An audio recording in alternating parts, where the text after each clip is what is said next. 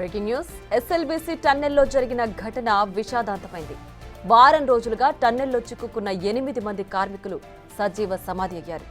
సరిగ్గా గత శనివారం ఉదయం పనులు చేస్తుండగా ఎస్ఎల్బీసీ టన్నెల్ పైకప్పు కొన్ని మీటర్ల మేర కూలిపోయింది. 42 మంది బయటకు వచ్చి ప్రాణాలు కాపాడుకోగా 8 మంది మాత్రం లోపల చిక్కుకుపోయారు. దీంతో అప్పటి నుంచి రంగంలోకి దిగిన NDRF, SDRF, Indian army, navy team, Singareni teams, పోలీసులు, ర్యాట్ హోల్ మైనర్స్ టీమ్స్ కార్మికులను కాపాడేందుకు ఎంతగానో ప్రయత్నించినా లోపల చిక్కుకున్న వారి ప్రాణాలు కాపాడలేకపోయారు.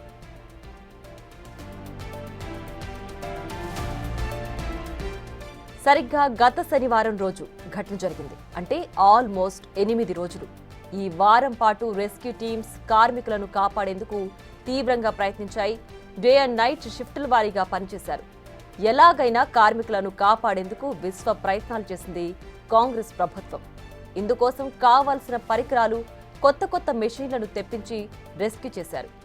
గంటలు కాస్త రోజులు దాటిన వారం పూర్తయింది. సరిగ్గా 8 రోజుల పాటు టన్నెల్లో కార్మికులు వీరిని కాపాడేందుకు రెస్క్యూ బృందాలు చేయాల్సిన ప్రయత్నాలన్నీ, పెట్టాల్సిన ఎఫర్ట్స్ మొత్తం గట్టిగా పెట్టారు. కానీ చివరికి సొరంగంలోనే 8 మంది కార్మికులు సమాధి అయ్యారు.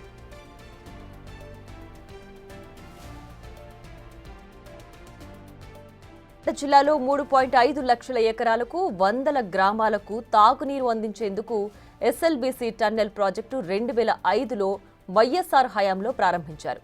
మొత్తం 44 కిలోమీటర్ల టన్నెల్ ప్రాజెక్టు చేపట్టగా కొన్ని కారణాలతో పనులు నిలిచిపోయాయి.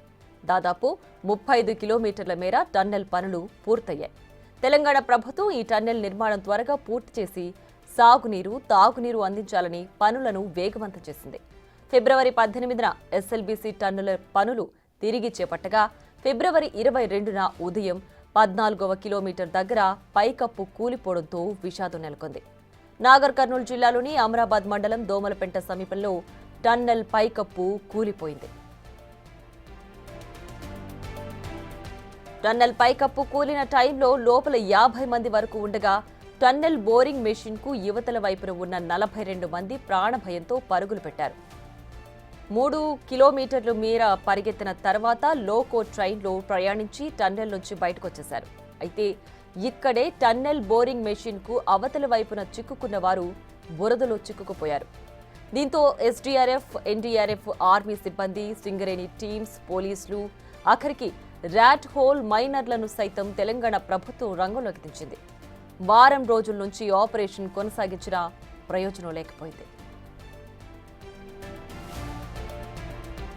మరోవైపు టన్నెల్లో ఉన్న మృతదేహాల వెలికితీత పనులు దాదాపు పూర్తవుతున్నాయి. మృతదేహాలను నేరుగా హైదరాబాద్ గాంధీ ఆసుపత్రికి తరలించే అవకాశం ఉంది. ఇందుకోసం అంబులెన్స్లను కూడా సిద్ధం చేశారు.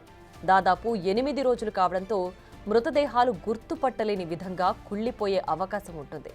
దీంతో గాంధీ ఆసుపత్రికి తరలించి DNA టెస్టుల తర్వాత కుటుంబ సభ్యులకు మృతదేహాలను అప్పగించే అవకాశం ఉంది. ఇదిలా ఉంటే ఇప్పటికే రెస్క్యూ టీమ్స్ 3 మృతదేహాలను వెలికితీశారు.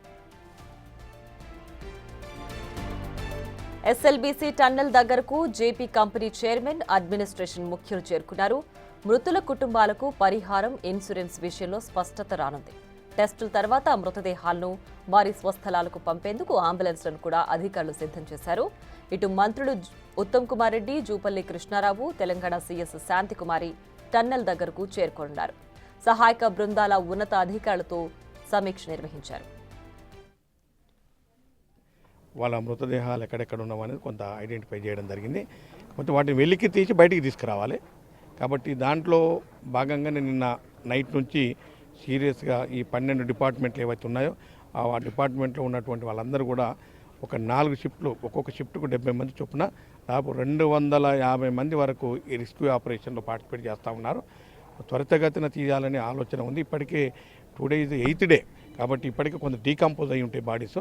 వెంటనే బయటకు వచ్చిన వెంటనే PME పోస్ట్ మార్టం ఎగ్జామినేషన్ అది చేసిన తర్వాత మంచి కెమికల్ ట్రీట్మెంట్ చేసి తర్వాత వాళ్ళకు ఆ ర్యాప్ చేసి వాళ్ళను అంటే సురక్షితంగా వాళ్ళ ఇంటి వరకు చేర్చేటువంటి బాధ్యత గవర్నమెంట్ ఆఫ్ తెలంగాణ రాష్ట్ర ప్రభుత్వం తీసుకుంటుంది. గౌరవ ముఖ్యమంత్రి గారు కూడా ఎప్పటికప్పుడు మినిట్ టు మినిట్ మానిటర్ చేస్తూ ఉన్నారు. వీటికి అంటే కంపెనీ ఇన్సూరెన్స్ చేయించింది. ఇన్సూరెన్స్ కూడా డబల్ ఉంటుంది. నాకు తెలిసి మామూలు వర్కర్స్కి అయితే 50 lakhs ఉంటుంది. జర ఎక్స్పర్ట్స్ అంటే టెక్నికల్ పీపుల్ ఉంటే ₹1 వరకు ఉండే అవకాశం ఉంది. దాంతోపాటుగా కంపెనీ కూడా కొంత ఫైనాన్షియల్ సపోర్ట్ చేస్తామని చెప్తా ఉన్నారు. ఇది కాకుండా ఈ రాష్ట్ర ప్రభుత్వం, తెలంగాణ రాష్ట్ర ప్రభుత్వం, గౌరవ ముఖ్యమంత్రి గారు వాళ్ళు కూడా తప్పకుండా కొంత ఇవ్వాలనే ఆలోచన ఉంది. మన గౌరవ మంత్రివర్యులు కూడా దీని మీద డిస్కషన్ కూడా చేయడం జరిగింది. ఏది ఏమున్నా 3 రకాలుగా, ఒకటి ఇన్సూరెన్స్ వస్తుంది, రెండవది కంపెనీ కొంత ఇస్తుంది, తర్వాత రాష్ట్ర ప్రభుత్వం కూడా కొంత ఇస్తుంది. ఈ రకంగా వాళ్ళకి ఎక్కడ కూడా ఇబ్బంది కాకుండా ఫైనాన్షియల్ సపోర్ట్ బాగానే చేయాలనే ఆలోచన రాష్ట్ర ప్రభుత్వం, గౌరవ ముఖ్యమంత్రి గారు ఆలోచన చేస్తూ ఉన్నారు.